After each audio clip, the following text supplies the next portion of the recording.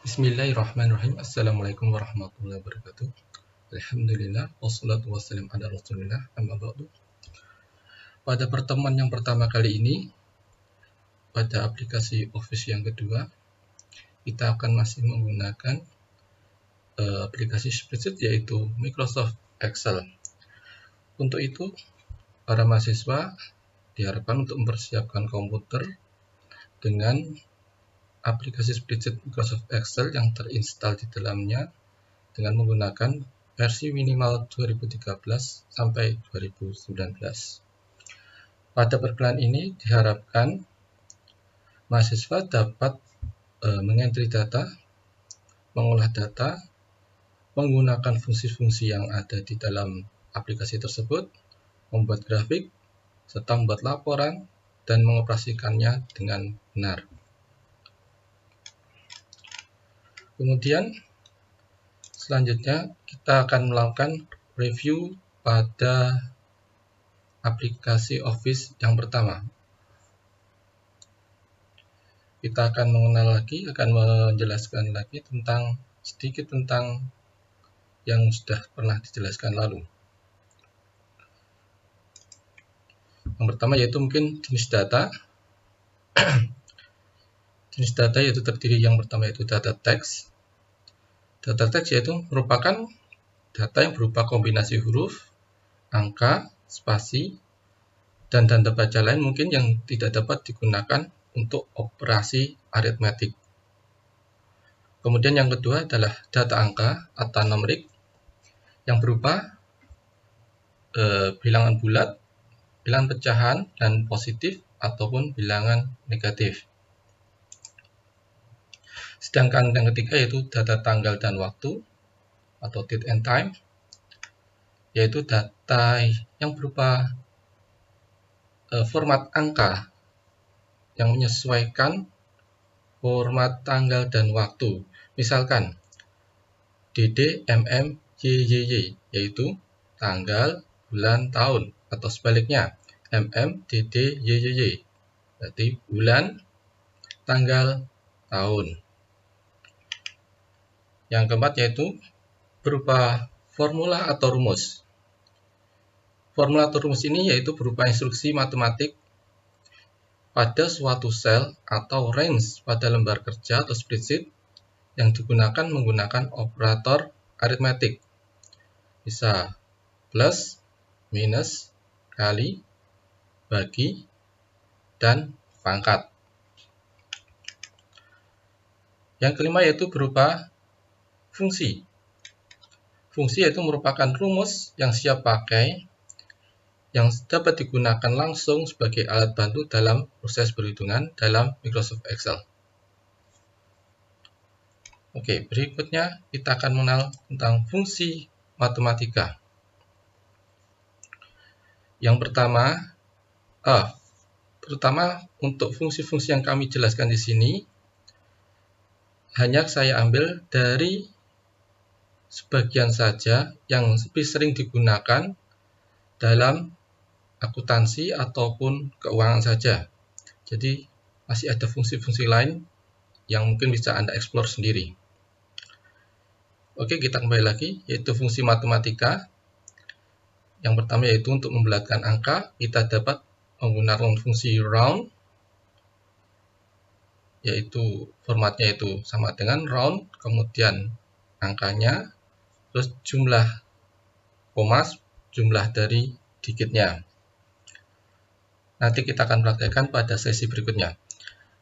Kemudian yang kedua, untuk membuat nilai mutlak suatu angka atau fungsi absolut di sini, kita dapat menggunakan rumus ABS. Kemudian angka yang akan kita buat menjadi absolut.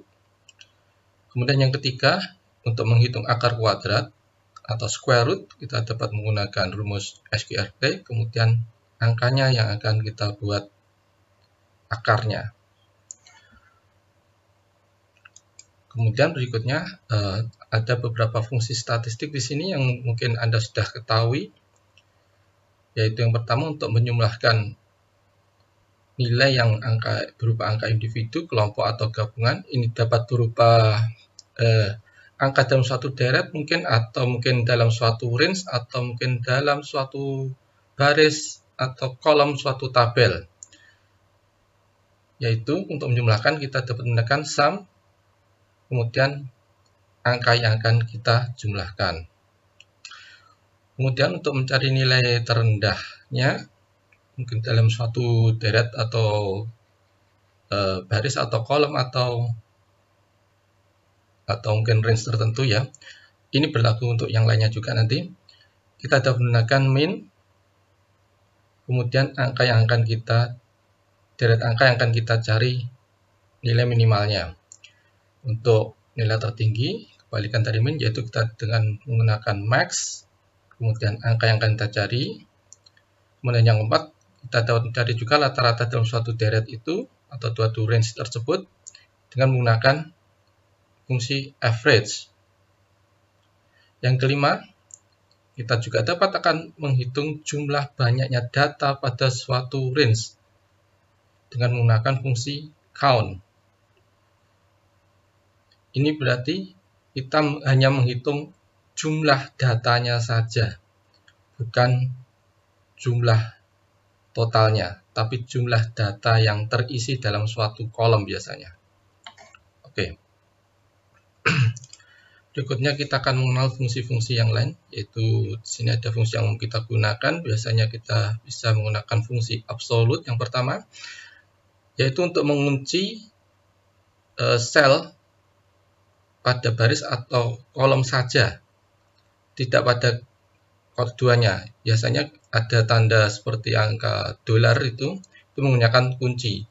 Di sini contohnya yaitu dolar C3, yaitu yang terkunci pada kolom C saja. Sehingga nanti jika kita tarik, C-nya akan tetap, tetapi yang berubah kolomnya atau barisnya saja. Atau sebaliknya, C dolar 3 berarti yang berubah nanti kolomnya bisa D, E, F, dan selanjutnya, untuk barisnya tetap. Yang kedua yaitu fungsi absolute. Ini yaitu untuk mengunci sel agar tidak mengalami perubahan saat operasi matematis pada kedua tempat, yaitu kolom dan barisnya. Yaitu seperti contoh itu, yaitu dolar C, dolar 2, berarti dia tidak akan berubah pada sel tersebut saja ketika kita operasikan atau kita tarik kemana-mana. Hal tersebut bisa dilakukan dengan menggunakan tombol F4 biasanya. Kemudian ada fungsi logika. Mungkin Anda sudah mengenal pada perkuliahan yang lalu. Kita hanya sedikit review saja di sini. Yaitu kita dapat menggunakan fungsi if.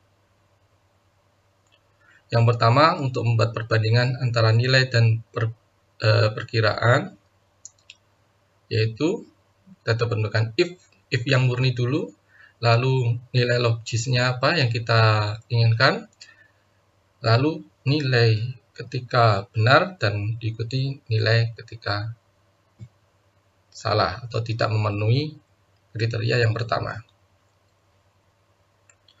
Hal ini digunakan untuk membandingkan dua atau lebih pada suatu kondisi tertentu. Yang kemudian kedua yaitu ada logika tes lebih dari satu pernyataan. Kita dapat sisipkan fungsi n pada fungsi if, yaitu if kemudian n baru nilai logical yang kita masukkan, yang kita inginkan. Datanya mungkin berupa deret atau range bisa, atau kita masukkan, kita ketik manual. Kemudian baru jika nilai ketika benar dan kemudian nilai ketika salah. Fungsi n ini berfungsi jika seluruh yang ada pada range atau kolom n itu akan bernilai benar semua. Jadi kita gabungkan, lebih dari satu pernyataan kita gabungkan. Kemudian yang berikutnya yaitu untuk memilih salah satu pertanyaan kita dapat sisipkan fungsi OR. Yaitu if OR baru nilai yang akan kita masukkan, kemudian nilai benar dan nilai salahnya. Kalau OR, kita memilih salah satu range yang ada pada fungsi OR tersebut, kolom OR tersebut. Mungkin bisa logical 1-nya, atau logical 2, atau logical 3, dan seterusnya. Berbeda dengan AND yang harus benar pada logical 1 dan logical 2 dan logical 3 dan seterusnya. Oke. Mungkin kita nanti akan sedikit mempraktekkan. Berikutnya ada fungsi string. Fungsi string yaitu untuk pengambilan karakter dari suatu teks. Anda mungkin sudah mengenalnya ya. Terutama yang pertama yaitu jika kita mengambil karakter dari kanan, kita dapat menggunakan fungsi write, kemudian teksnya atau cell-nya, kemudian berapa karakter yang kita ambil.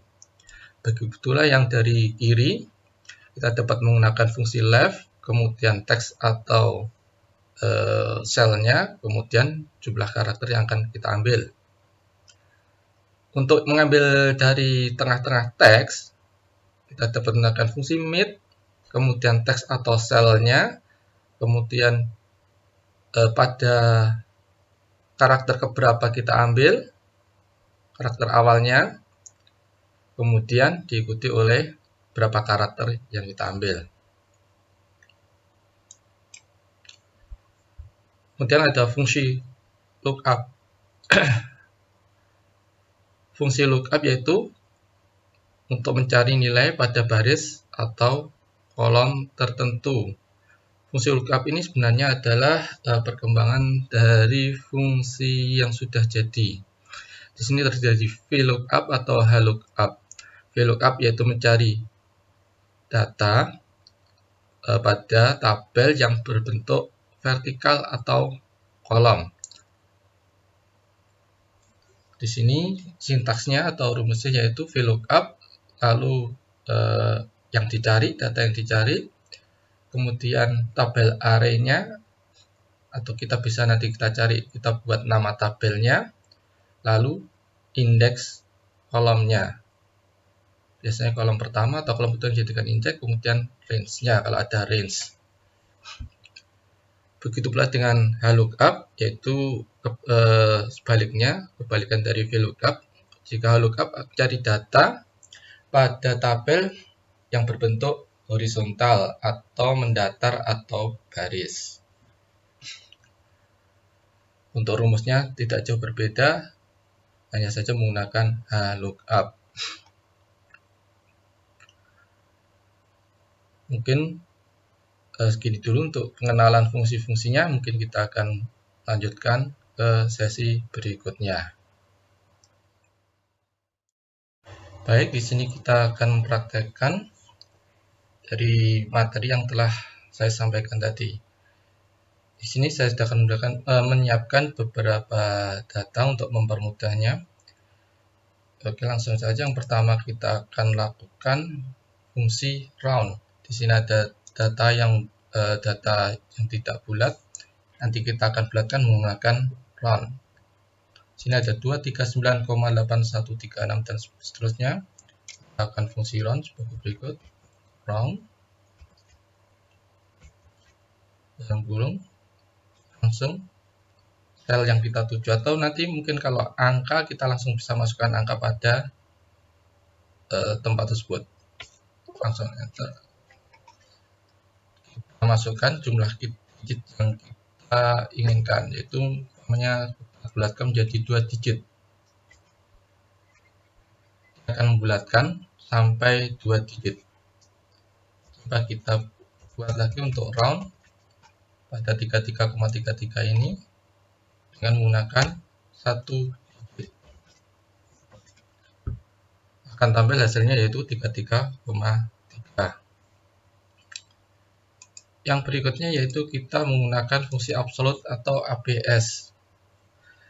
Fungsinya yaitu membulatkan atau membuat positif semua bilangan. Di sini ada 2 bilangan negatif ya, min 100 dan min 300. Kita dapat mengabsolutkan dengan fungsi ABS. ini akan otomatis menjadi bulat dan positif. Begitu juga yang bawahnya. Lalu kita coba fungsi square root atau akar kuadrat.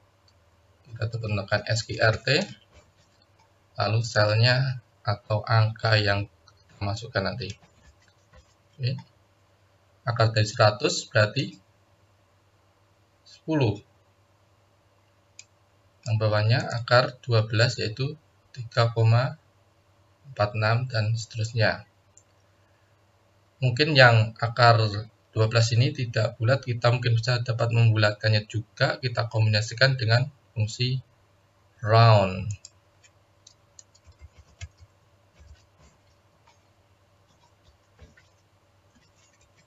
Kita bulatkan satu angka di belakang koma.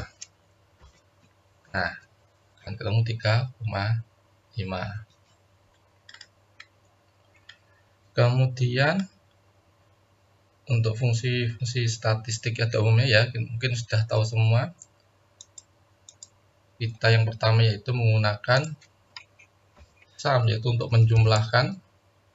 Ada fungsi yang sangat populer digunakan mungkin. Ini dalam range tertentu. Lalu kita akan enter saja langsung. Akan muncul hasil dari jumlah range ini. Kemudian berikutnya kita mencari nilai minimal, maksimal, dan rata-ratanya.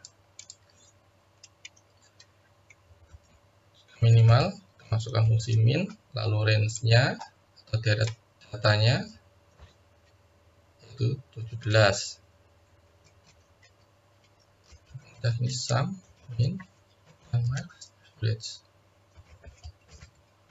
Kemudian fungsi max yaitu untuk mencari data tertinggi pada suatu deret ini. Masukkan saja max, kemudian deret datanya atau range-nya. Oke. Kemudian kita cari rata-ratanya.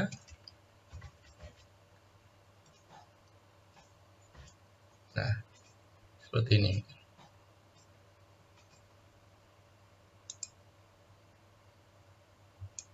Oke. Anda dapat melakukan format yang lain mungkin.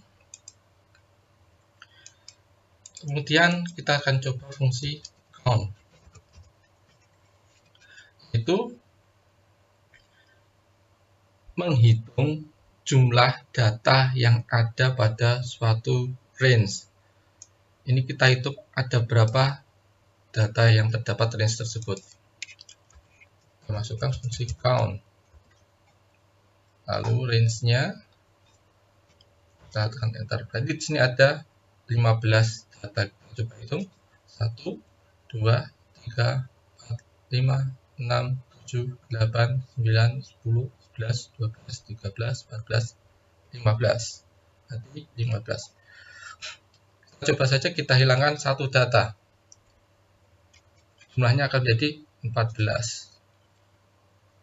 Oke, seperti itu. Atau kita hilangkan lagi mungkin, berarti jadi 13. Jadi yang dihitung adalah jumlah data yang ada. Kalau ada yang kosong, tidak dihitung. Oke. Baiklah, selanjutnya kita akan aplikasikan beberapa fungsi pada tabel berikut ini. Saya sudah menyediakan tabel kosong berupa tabel data dan tabel referensinya. Di sini ada tabel referensi berisi nama karyawannya, nomor jam sostek, divisi, dan jabatan. Nanti kita akan masukkan pada tabel kosong tadi. Begitu pula dengan tabel jabatan dan gaji pokok. Langsung saja. Anda nanti silahkan melakukannya dan nanti bisa dikumpulkan. Silahkan Anda salin dahulu ke bawah.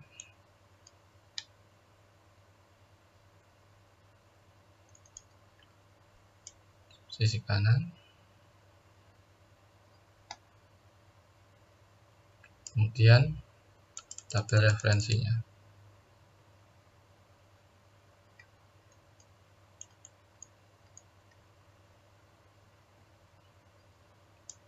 Ada lagi, yaitu berupa kriteria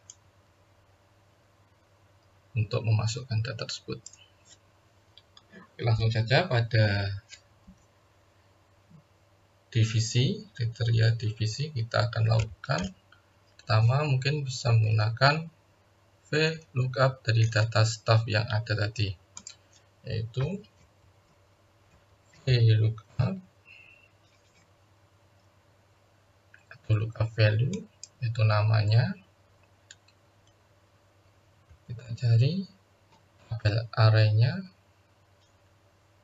yaitu ini.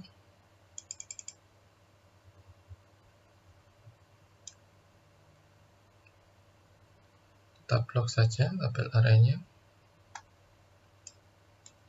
Berikutnya koma indeksnya. Kita mulai ngeblok dari nama karyawan, jadi kita hitung ini yang kolom pertama.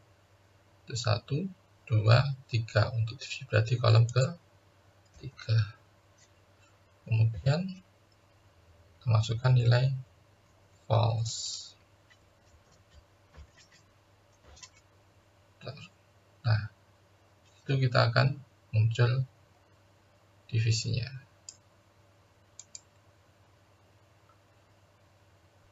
Agar ini dapat tercopy ke bawah, kita dapat melakukan penguncian pada range data tadi. Kita tekan F4.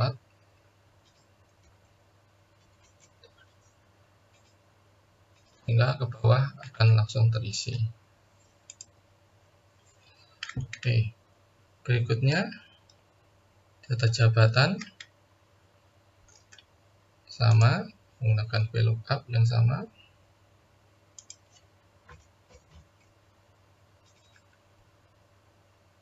Kita cari berdasarkan nama, itu ada di C3, lalu tabel array-nya,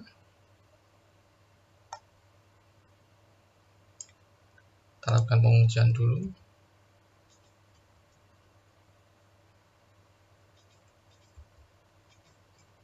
Koma, indeksnya berarti 1, 2, 3, 4. False.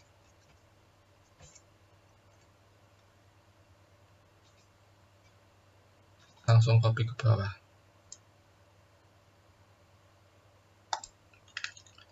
Yang ketiga, nomor jam sostek. VLOOKUP berdasarkan nama, kemudian tabel array,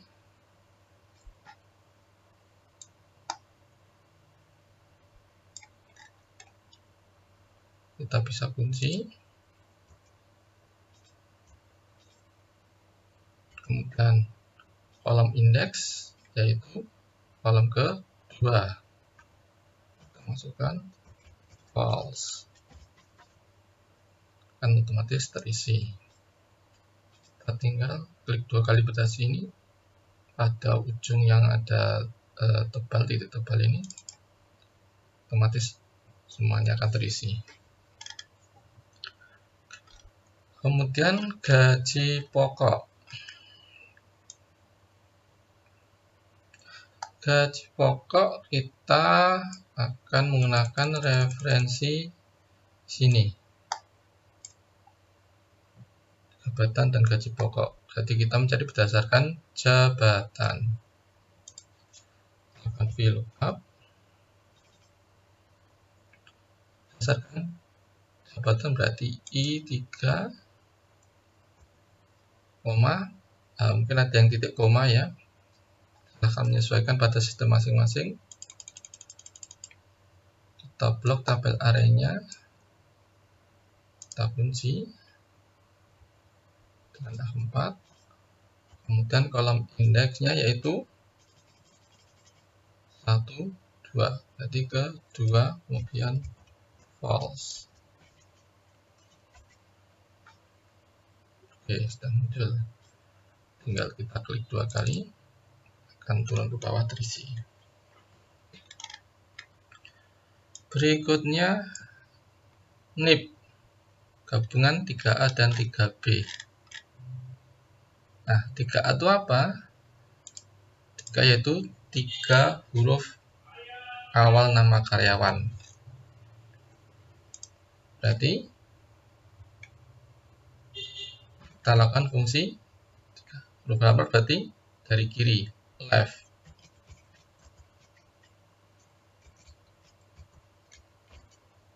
Left, nama karyawannya kita ambil 3 karakter. Kemudian untuk 3B yaitu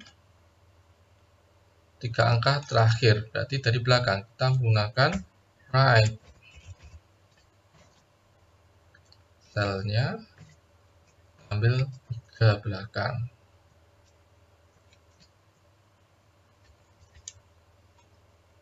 Oke.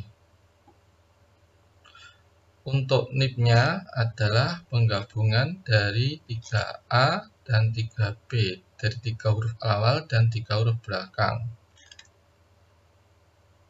Berarti gimana? Menggunakan fungsi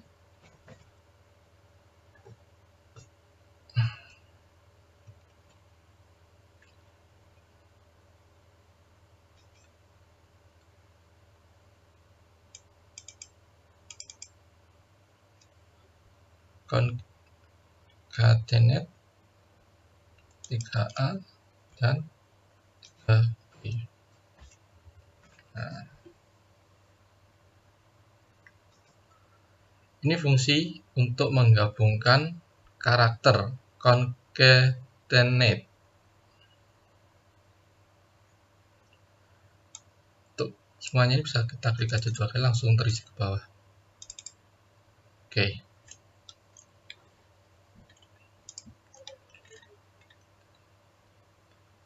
Kemudian ada JKM yaitu 0,24% dari total gaji pokok. JKM 0,24% dari gaji pokok. Tinggal masukkan aja formulanya 0,24% kali D3. Oke.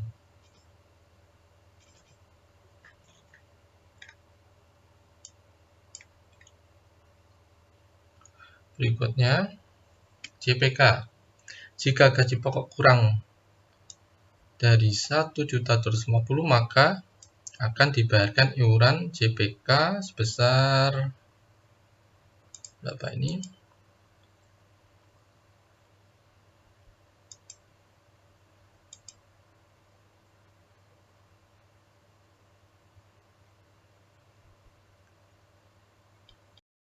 Baik, sedikit revisi di sini. Itu JPK jika gaji pokok kurang dari 1.250.000 maka akan dibayarkan iuran JPK sebesar 0,3% dari gaji pokok, tapi jika sama dengan 1.250.000 atau lebih akan dibayarkan 0,5 dari gaji pokok. Oke, di sini kita masukkan pada kolom JPK dapat menggunakan fungsi if.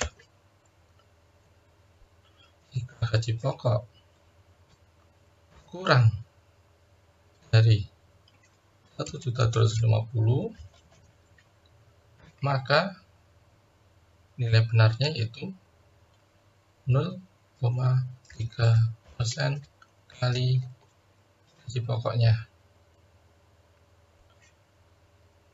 Jika selain itu, gagasan itu berarti kan sama dengan 1.250.000 atau lebih.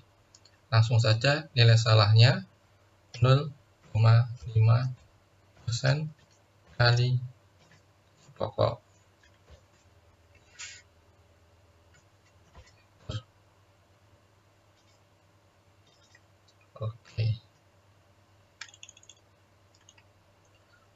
Kemudian JKK, yaitu 0,3% dari gaji pokok. Sama saja berarti. Tinggal kita masukkan saja tanpa kriteria. Dan BHT Becom, itu 3,7%.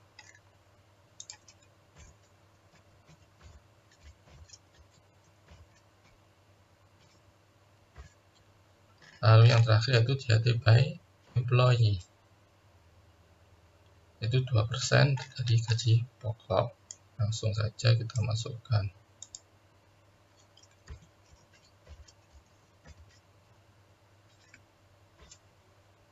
Kita blok ini, langsung kita klik 2 kali dan isi semuanya. Lalu kita akan jumlah kolom kuning ini. Non-fungsi saham.